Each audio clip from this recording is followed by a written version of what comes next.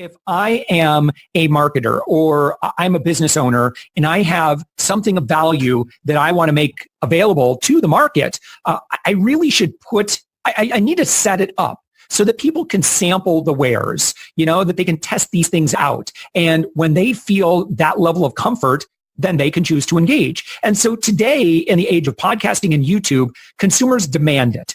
Consumers demand being able to engage in a no-risk way. And I think that another thing that consumers demand more than ever before is authority. Are you somebody that I should respect?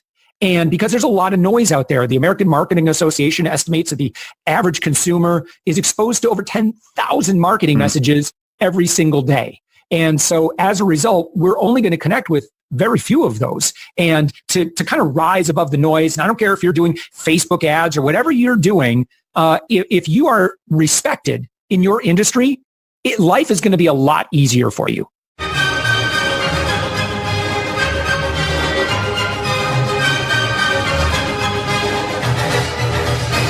So you're a smart business committed to innovation, to service and to modern marketing. And you're asking, what's next? Wondering how you can become even more innovative. My name is Jürgen Strauss from InnovaBuzz, and this is the InnovaBuzz podcast, where we share all kinds of tips, advice, and interview guests on all things innovation and leadership in modern marketing. Hi innovators, it's great to be back with another episode. I hope you've had an awesome week so far. I'm really excited today to have on the InnovaBuzz podcast as my guest, Josh Elledge of Up My Influence. Josh is a serial entrepreneur who builds the companies he needs most in the world. He launched Up My Influence to help entrepreneurs like himself, and perhaps like you or I, attract the perfect audiences and grow their brands without the crazy costs and contracts associated with traditional PR companies that typically run very old school type PR campaigns. Up My Influence has evolved into a purpose-driven platform bent on totally democratizing access to influence. Josh wholeheartedly believes that Up My Influence has a moral imperative to help entrepreneurs own their expertise, share their wisdom, and serve the world with their messages. And, of course, with all of that, help his members grow revenue as well. I'm looking forward to unpacking all of that some more with Josh today. Today's episode is brought to you by the Transformational Marketing Hub, where you'll find a host of free and exceptionally useful information to help you transform your marketing. You can access the Transformational Marketing Hub by visiting innovabiz.co/VIP, innovabiz.co/VIP. Now, if you don't yet have an account, click the blue Take a Peek Inside button and see if there's something of value for you there. As I said, it's free and exceptionally useful, and especially for you, my podcast audience. In our discussion today, Josh talked to me about how to stand out above the noise by building your authority. We talked about why it's important to have a value-providing mindset and how to be incredibly helpful in a way that builds your authority and grows your business. Without further ado then, let's fly into the hive and get the buzz from Josh Elledge.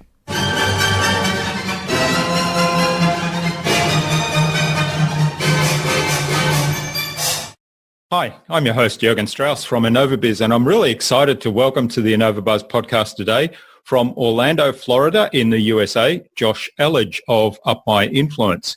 Josh is a serial entrepreneur. He builds companies that he needs most in the world, which I really find fascinating. I really like that. He launched Up My Influence to help entrepreneurs like himself attract the perfect audiences and grow their brands without the crazy costs and contracts associated with traditional PR companies. Welcome to the InnovaBuzz podcast, Josh. It's a privilege to have you as a guest. Jürgen, thank you so much for having me. Now, Jennifer Longworth, who was on episode 150 of the podcast, suggested we speak to Josh. So big hello to Jennifer. And she's pretty terrific. She is, yeah. I had an email from her this morning to say that some of the tweets that we've been sending about her episode made her think that she was actually worth listening to. And so I've got to get back to her and say, you are worth listening to. It's a great episode. Please go back and listen to it to the person who's listening to this if you haven't already. Yeah, it's well worth listening to. Anyway, Up My Influence has evolved into a purpose-driven platform that's really bent on totally democratizing, not easy to say, democratizing access to influence. And you wholeheartedly believe that you've got a moral imperative to help entrepreneurs own their expertise, to share their wisdom, to serve the world with their messages, which is really awesome. I really like that. And of course, help the members to grow their revenue as well. So I'm looking forward to unpack all of that a little bit more. But before we start talking about all things PR and influence, let's find out a little bit more about your background. So how did you get to where you are today? I was actually straight out of high school. I joined the United States Navy as a U.S. Navy journalist, which means that I was stationed in Pearl Harbor, Hawaii for 3 years. And I actually did video news stories kind of reporting on what the Navy was up to, Navy Marine Corps were up to in the Hawaiian Islands. I wasn't particularly good at it, but I enjoyed it. And my last year in the United States Navy, they had me out in the Aleutian Islands off of the coast of Alaska, and I actually ran a radio station there. So kind of playing music for all my fellow sailors. And so it was a great experience. I had a lot of fun. Again, not very good at it, but I kind of got the bug. And so when I started a number of businesses after I exited the Navy and then got a degree in family science, I actually wanted to become a love doctor on the radio. That was my big dream. And but I got distracted with the internet development, and so I started a number of companies. And Jürgen, some of them failed, and some of them failed very spectacularly. But one actually did very, very well, and that was a company I started about 12 years ago, Savings Angel. And it's a website where we help consumers cut their grocery bill in half, and we provide a lot of consumer education. And we've done now about $7 million in revenue. And the kind of our claim to fame is that we've actually spent less than $500 in advertising to do that. And the reason how we were able to do that is that we just leveraged the media. So when I started Savings Angel, I had no money. And however, I knew that exposure is everything. And you can have the best business idea in the world, but if nobody knows about you, then you're not going to get very far.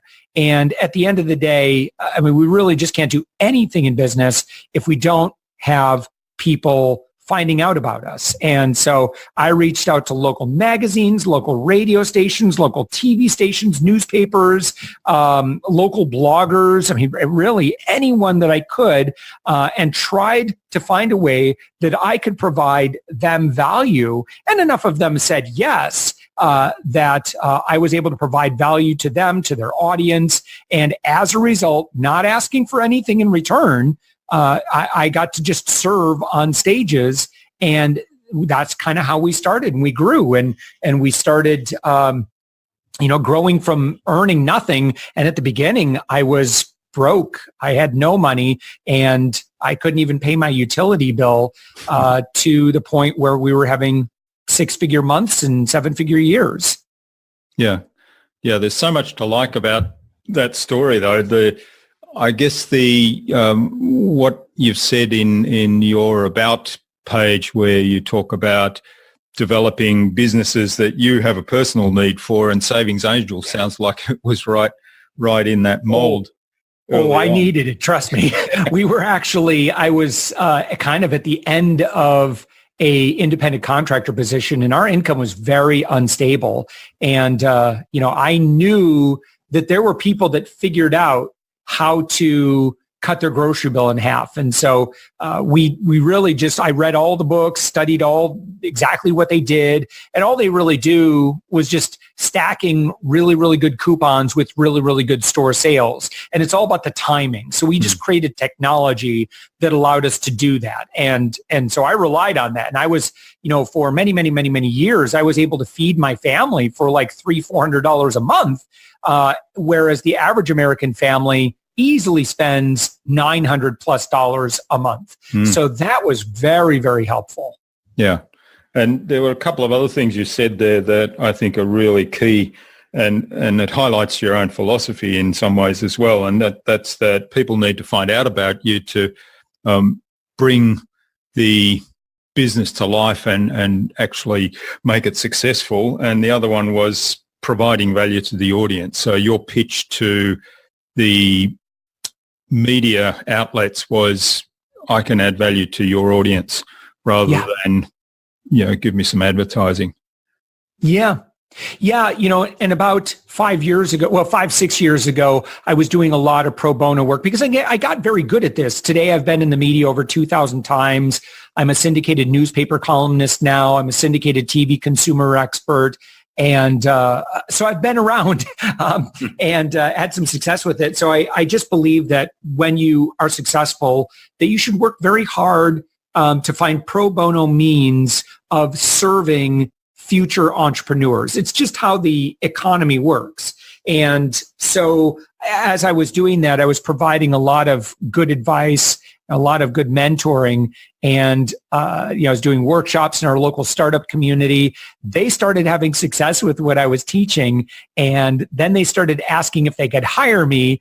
And I really wasn't looking at doing any extra work, but I found that our approach to PR, and we'll go into that in this conversation, but it was badly needed. There was unfortunately far too many PR firms out there that were just kind of relying on old school methods that no longer work, very expensive, very risky, and not well suited for most earlier stage startups. And so that's what we really wanted to focus on. So that's what we ended up creating Up My Influence. And so it's been a great honor to be able to serve so many good business owners, both successful ones, Inc. 5000 company, a lot of Inc. 5000 companies, but a lot of earlier stage and solopreneurs as well, and helping them build their authority so that they can really start earning a lot more money.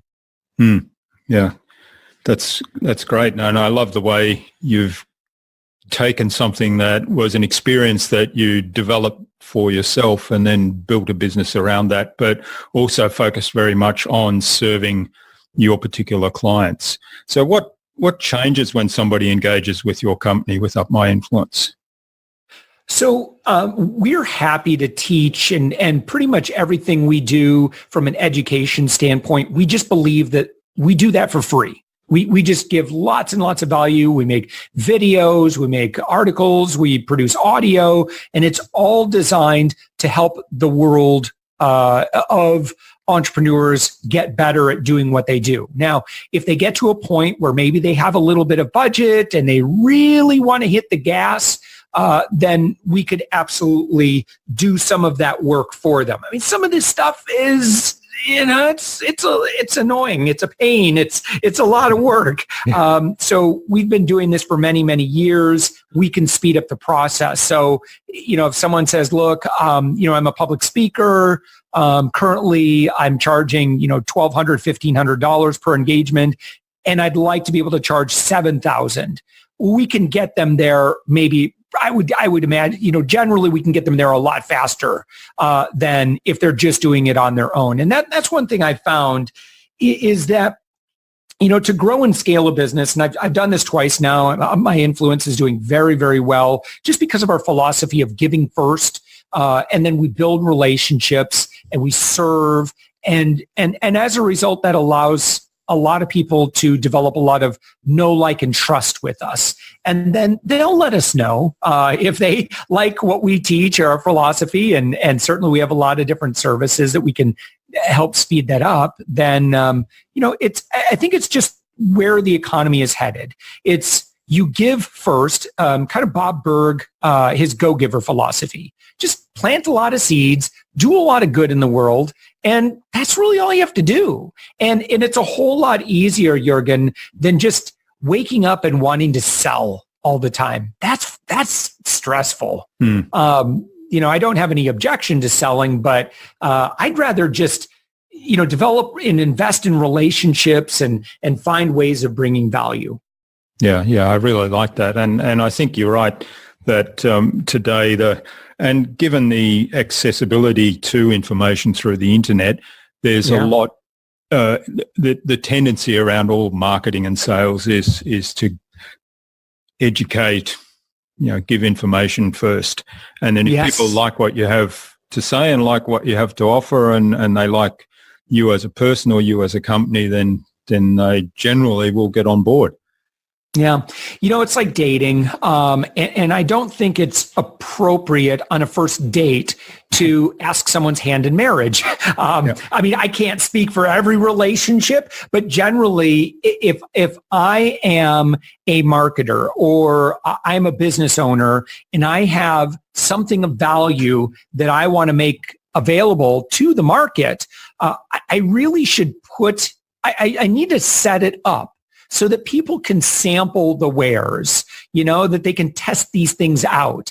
And when they feel that level of comfort, then they can choose to engage. And so today, in the age of podcasting and YouTube, consumers demand it. Consumers demand being able to engage in a no-risk way. And I think that another thing that consumers demand more than ever before is authority. Are you somebody that I should respect? And because there's a lot of noise out there, the American Marketing Association estimates that the average consumer is exposed to over 10,000 marketing messages every single day. And so as a result, we're only going to connect with very few of those. And to kind of rise above the noise, and I don't care if you're doing Facebook ads or whatever you're doing, if you are respected in your industry, life is going to be a lot easier for you. And that's what we specialize in, is boosting that authority so that life is a lot easier for our clients. Yeah, well, certainly the amount of noise, as you put it, and that's a good term. I've been using that quite a bit recently too. The amount of noise on the internet is just amazing. And even I've been through an exercise myself recently to unsubscribe from hundreds of emails. And even now, having done that, I'm still getting probably 80% emails that are noise, that I don't need, that are just cluttering up my inbox. And if you then expand that out to the internet where you go searching for something, it's much worse than that. So what are your suggestions to somebody in business that are looking to get in front of their ideal audience on a bigger scale? So getting that exposure that you talk about. Yeah. When you're introduced, so as a business owner, when you are introduced to speak on stages, and those could be physical stages, those could be virtual stages. You could be invited to do a live stream on social media. You could be invited to do a video together on YouTube. You could be invited to be a guest on a podcast. Whatever it is, however you choose to serve, do so with a mind of what is the most amount of value I could possibly provide this audience. And then, that needs to be your main goal. And the more value that you provide that audience, the more the audience is going to be like, hey, I like that Jürgen guy. I like that Josh guy. I'd really love to find out a little bit more. He said he's got stuff for free. He says he provides a lot of value. I'm going to go search him out. And the internet's a wonderful thing because you can do an internet search on anybody. You could search people. You can look at their social media accounts. You could search podcast directories. And there's just so much brilliant technology to find out, is someone a giver? And if someone is a giver, then chances are, you can really get to know what they have to offer, and you can kind of go from there. Yeah. Okay. So a key thing is having a value providing mindset wherever you get in front of an audience. Yeah, for sure. And again, what's really important is your mindset, and the mindset needs to be giving value, give first, and selling will just be a natural consequence of what you do. And so the amazing thing is, and you can study this, it's fascinating, people pride themselves on being amazing judges of character. And so we all think that we can read people better than anybody else. Like you could be watching a reality TV series, and there's just certain characters that you're going to like, and then there's certain characters you're not going to like. And so usually the authentic people, usually those who are not selfish, those are the ones we connect with. And those are the ones that we want to follow and cheer for. And the ones that we cheer for are generally the ones that we find some way of engaging with. Yeah, well, that's a really good point there as well, the engagement. So generating that engagement, I think, is really important. Taking a step back, though, in terms of the giving mindset, and I advise clients a lot in their marketing strategy that they need to have things that they give away to give their potential clients a taster of what they've got and how they do it. And a lot of the pushback comes when they say, well, yeah, but if I give all this stuff away, then, they won't want to buy anything because everything they can get for free. So what do you say to people that? Yeah, my philosophy is that's incredibly short-sighted. Yeah. And look, I think anybody could set up a sales funnel, and they could do the traditional thing of, I'm going to offer this lead magnet, and then I'm going to offer a tripwire and get them to buy a $6 thing, and then I'm going to get them to buy my $300 thing. And I'm not saying that doesn't work. I'm just saying you have to run a lot of numbers, and that's fine. That's one way of doing it. But you have to decide if in the United States, we had this guy, the sham wow guy, you have to decide are you going to be the sham wow guy, or are you going to be someone that is very highly respected in your industry. And in many ways, when you are giving and you're, you could do a Google search for me, for example. And if you search Josh Elledge, I promise you're going to find a lot of things that I've done over the past many years of just going out, showing up and teaching audiences and, providing value, answering questions. I'm a voracious learner myself.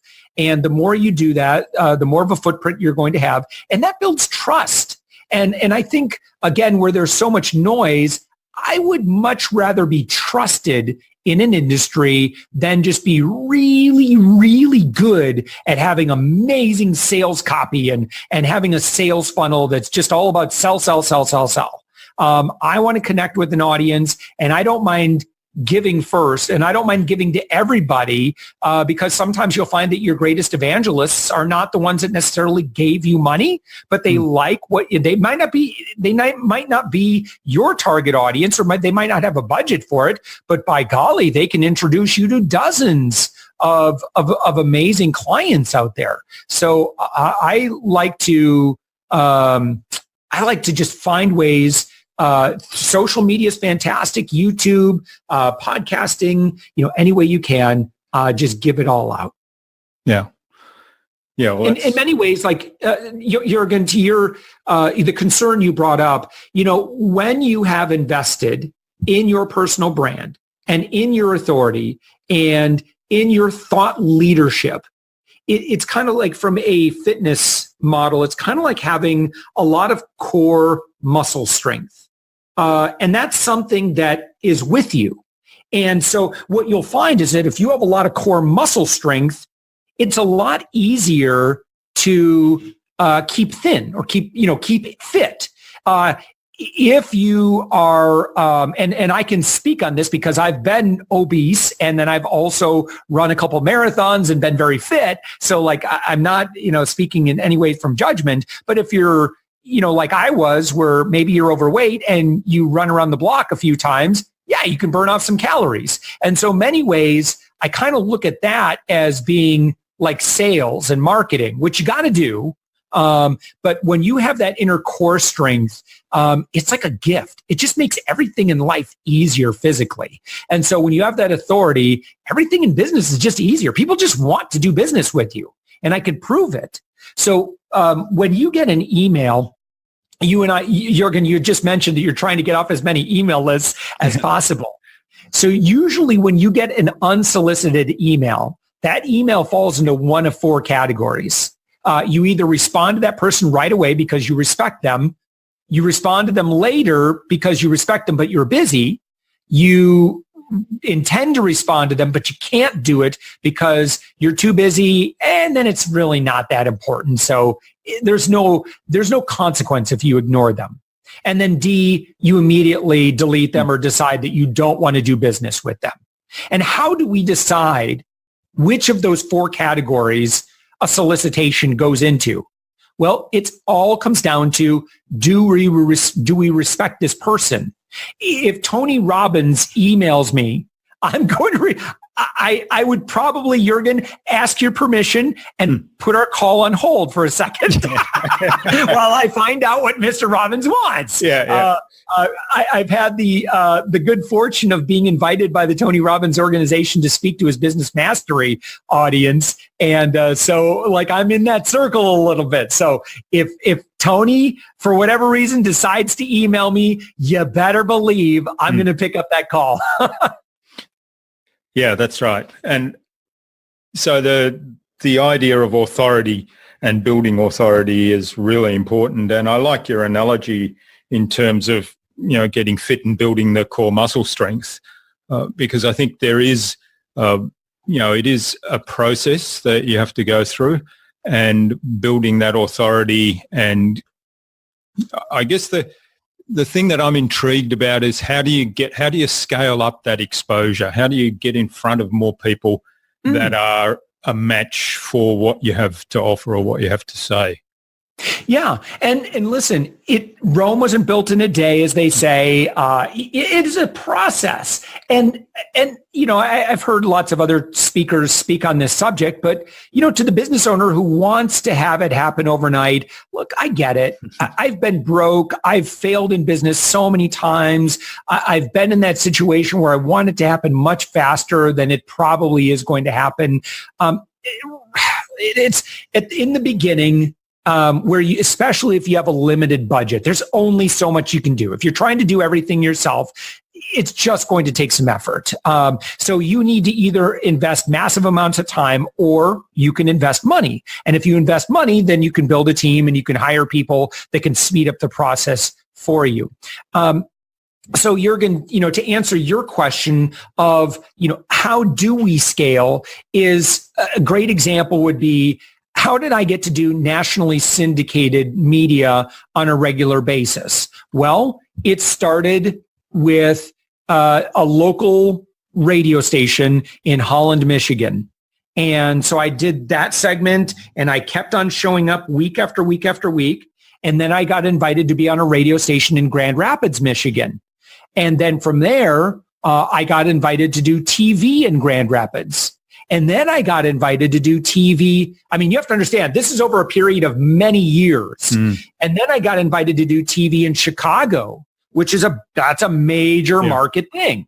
And then once I had Chicago in the bag, that really opened up to the big players. And so then I was able to go to nationally syndicated, programs and say, hey, this is who I am. This is what I do.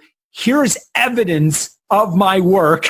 You can see how I performed. Here's video. And then they saw how it went. It's like this in the speaking world. You start small, you do your pro bono stuff, and then you start scaling up. And listen, I wish I could tell you that you could get this done inside of 30 days. The only way you can do that is you got to spend a lot of money and hire a lot of people. You got to be like Dorothy in The Wizard of Oz when she shows up at Oz, and like they have like 20 people working on her fingers and nails and her hair and her makeup all at the same time, right? Brush here, please. It's like most of us don't have access to that kind of money. So it's just going to be a little bit of a process. You have to, take a few bites at the apple, then digest, then move forward, then you keep on growing day after day, week after week, month after month. And then, years later, you'll be at the top. I have been at those conferences when I've been an absolute nobody. I've also been to conferences where I'm a featured speaker and I have lines of people lining up to talk to me and ask me questions. I like the second scenario a lot better, but that didn't happen overnight. Yeah, well, that's great advice. So it really is a process. There's no shortcuts other than just going through and doing the work. And as you say, if you have the budget to get help with doing that, then that can accelerate it. But if not, then you do need to invest the time and do the work. Yeah. So like podcasts are wonderful. Listening to podcasts, you're going to learn so much and you're going to increase your value. But, it's kind of like, if you are doing your own electrical work, can you watch YouTube and learn how to, replace an electric water softener? Well, of course you could. Are you going to be prepared for every possible, thing that could go wrong? No, because you're not an expert. You're an amateur and you're only following as much as you can. Now, when you hire an expert, like if you hire a plumber or you hire an electrician, they've done it 1,000 times. They are going to look at a situation and provide the fastest path to success possible. So in the world of, building up authority and visibility, it's something we've done thousands of times. There's things that I'm going to be able to see and help save someone time. So yeah, again, I know it's tough at the beginning. You don't have the budget, but you want the growth.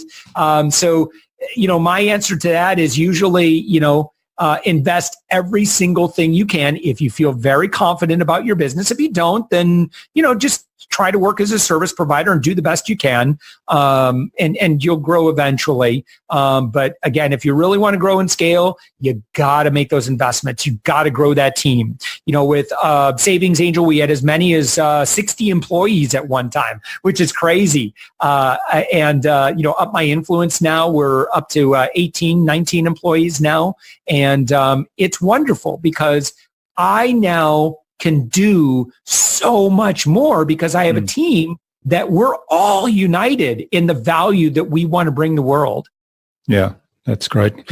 Great advice. All right. I'm aware of the time. I could keep talking to you for ages on this topic, but I'm aware of the time and I know you have some limitations. So I'd like to move on to the Buzz, which is our innovation round, and it's designed to help our audience. And they're primarily innovators and leaders in their field, but help them with some tips from your experience that we've already heard from. I've got 5 questions and hopefully we'll get some insightful answers that will inspire people to go and do something awesome today. Yeah. So first of all, what's the number one thing anyone needs to do to be more innovative? Well, it's being exposed to lots of ideas. The fact that you're listening to this conversation right now, I'm just going to tell you, and I hope you believe this, you are in the right place. You are not going to be lucky if you are closed off to new ideas. And so innovation is just simply the attraction of lots of new ideas. And then you have to test and experiment on those things a lot.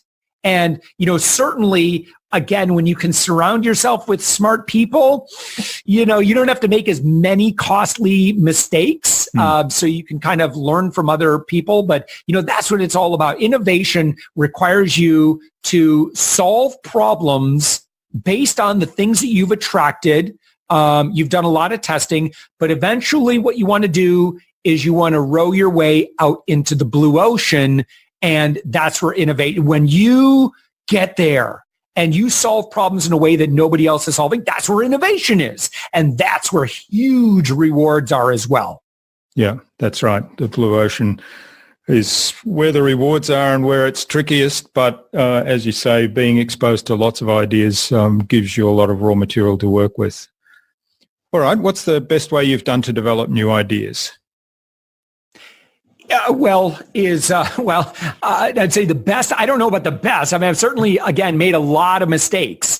And sometimes, there's ways that you can, the ways that you can learn is you can learn this stuff by either following someone else's advice. You can hear what I'm saying and you can believe me at on a scale from 0 to 10, maybe you believe me at about a 1 or a 2.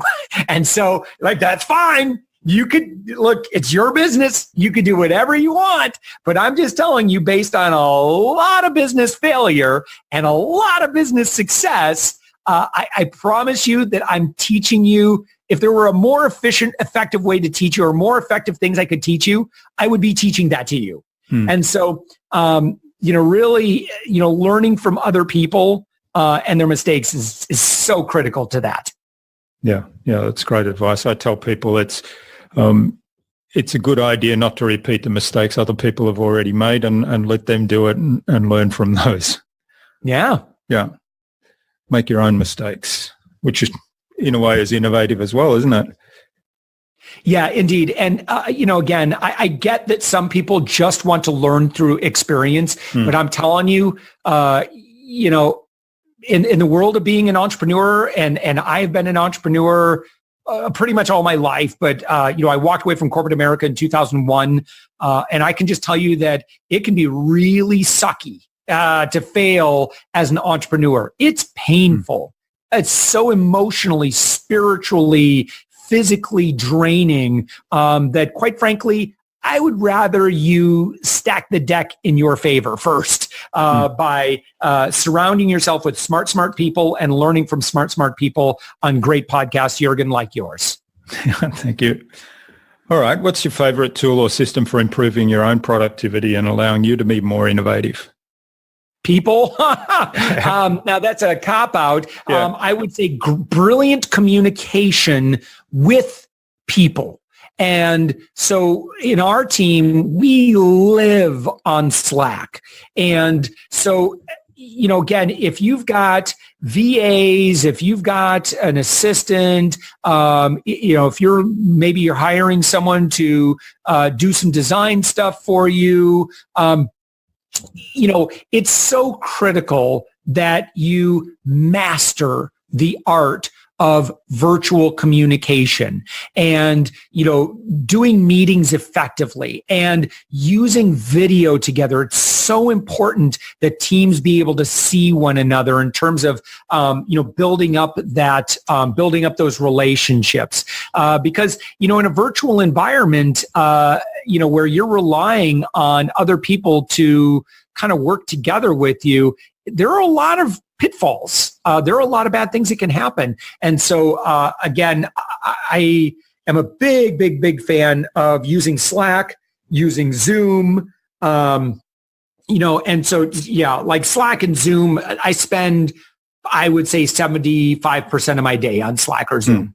Yeah. And that they're great tools. And I like your suggestion of video and FaceTime with people that are at remote locations, because it does. Culture is so important. It can help you keep your good employees. It can help you, increase productivity. It can make sure that your team is in alignment with your vision, your purpose, your why.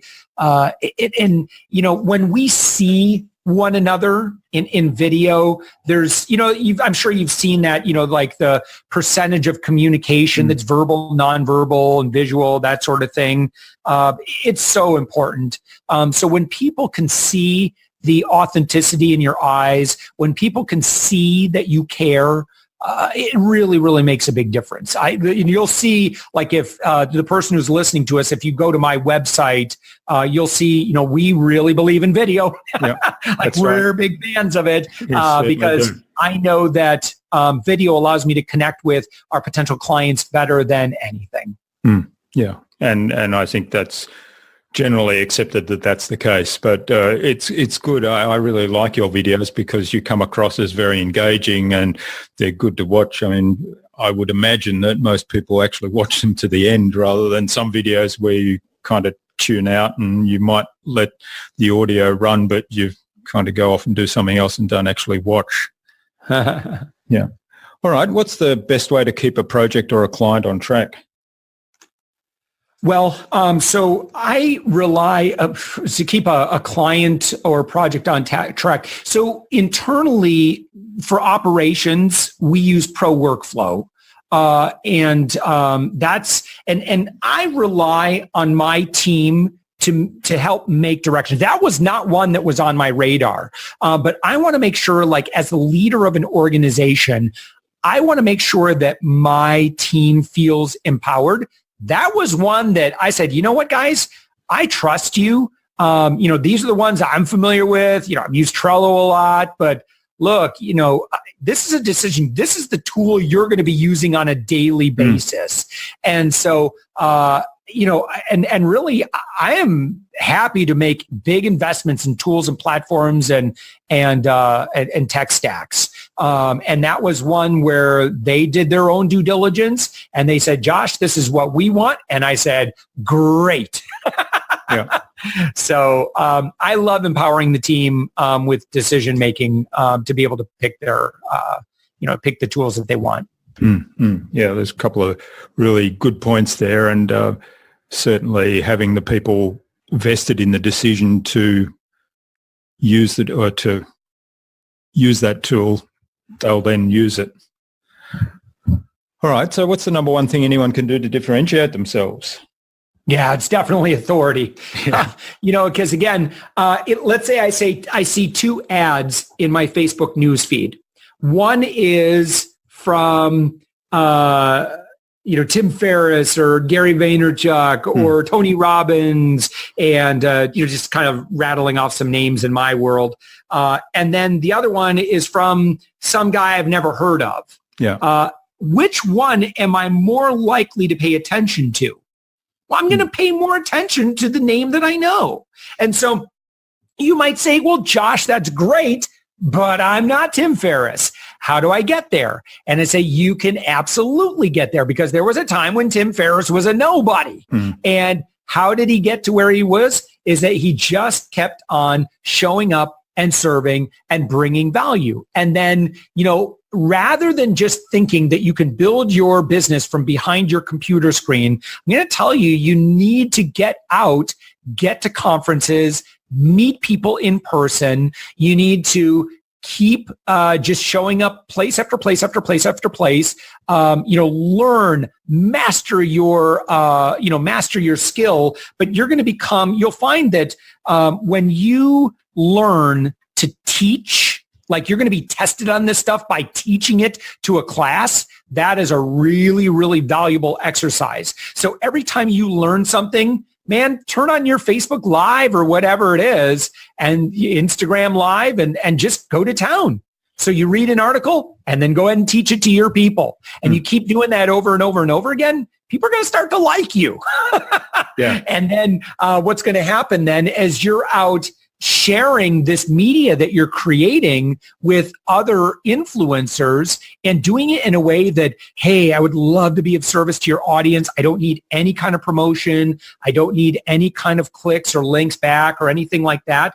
Okay, that's going to get them to relax and to trust you. And then they will let you serve their audience. And it's a winning formula. It's exactly what we did. Yeah, well, there's lots of great advice there.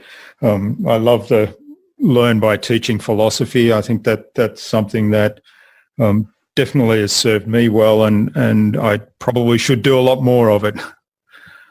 All right, thanks, Josh. This has been really great. I really appreciate your time. Where can people reach out and say thank you?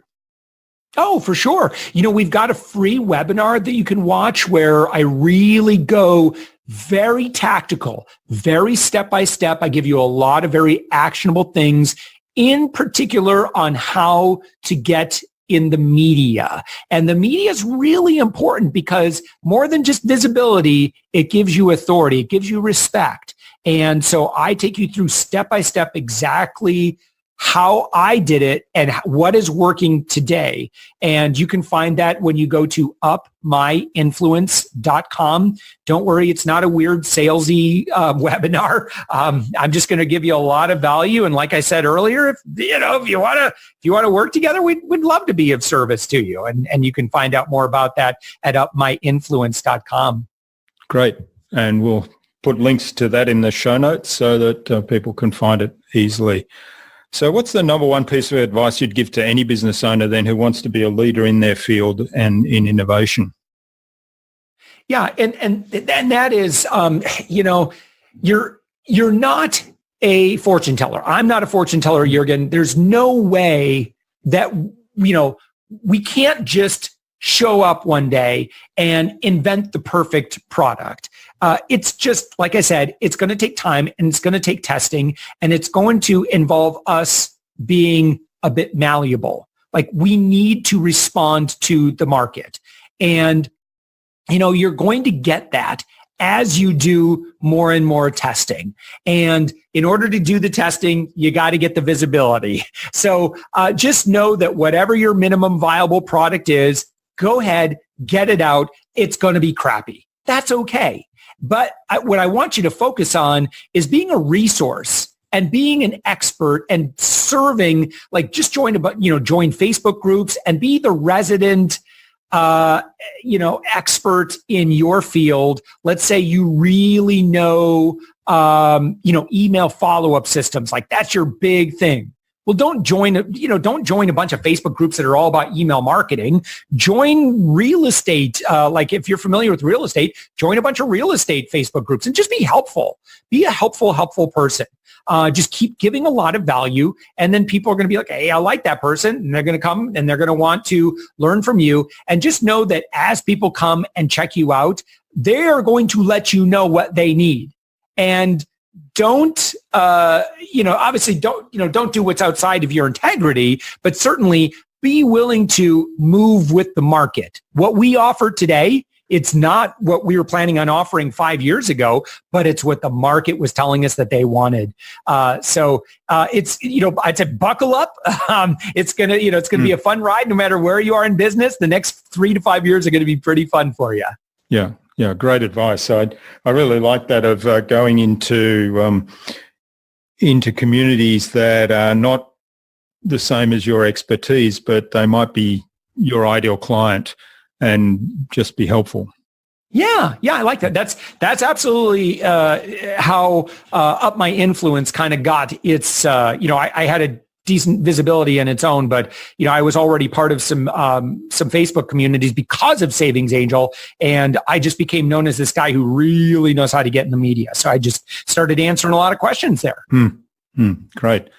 All right. Well, finally, then, who would you like me to interview on a future InnovaBuzz podcast, Josh, and why? Oh my goodness! Ty Crandall would be a lot of fun. He's with Credit Suite. Gosh, I could give you a bunch of people. Interview Ty though. He's a lot of fun. From Credit Suisse. Yeah, Credit Suite. I'll be happy to make an intro. All right. We'll get that intro from you. So thanks a lot, Ty. Look out for an invitation from us to the InnovaBuzz podcast, courtesy of Josh Elledge.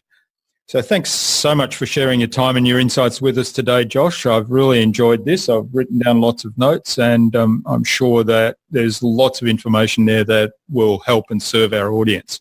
I wish you all the best for the future, and let's keep in touch. Jürgen, thank you so much, my friend.